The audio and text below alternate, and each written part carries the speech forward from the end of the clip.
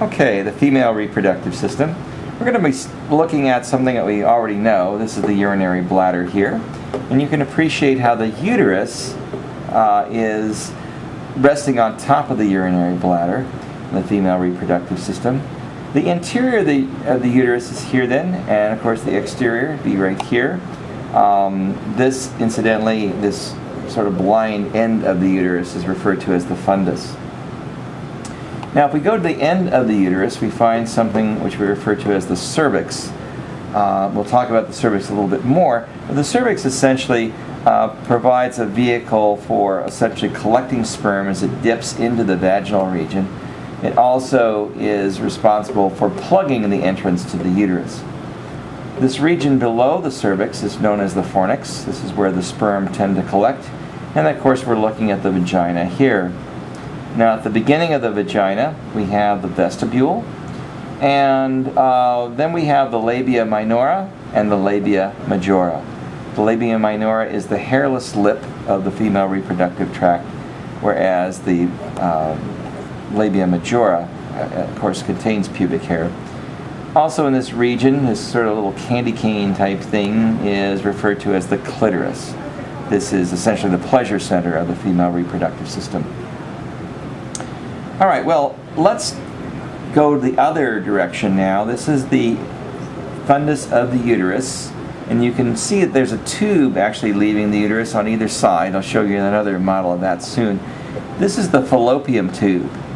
Now, at the end of the fallopian tube are finger-like structures which we refer to as the fimbriae, and the fimbriae literally stroke the interstitial fluid that essentially the egg will be released into from the ovary, which is this structure here. The ovary and the fimbriae actually are not connected directly together, unlike what we see in the model here, but they are separate structures. But the ovary releases the egg, it's picked up by the fimbriae, and then the egg is going to travel into the fallopian tube here, where it can be potentially fertilized.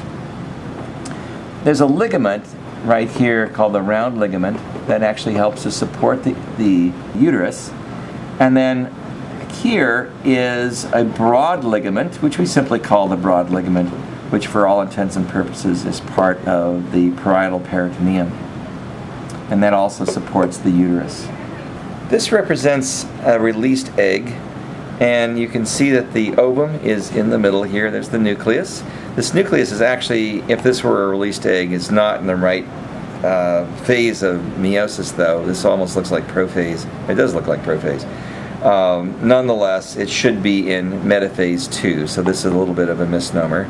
You can appreciate the zona pellucida around the egg, and then the cellular structure on the outside are the granulosa cells. The zona pellucida basically prevents fertilization by 2 or more sperm to the egg. Once the sperm essentially works its way through the granulosa cells and through the zona pellucida into the egg, fertilization takes place, and the zona pellucida becomes an impenetrable barrier so that more sperm cannot be entering the egg at the same time. The granulosa cells are like the nurse cells in effect for the egg. They also are cells that are responsible for converting estrogens, androgens into estrogens. But not so much surrounding the egg here. That would be more follicular granulosa cells.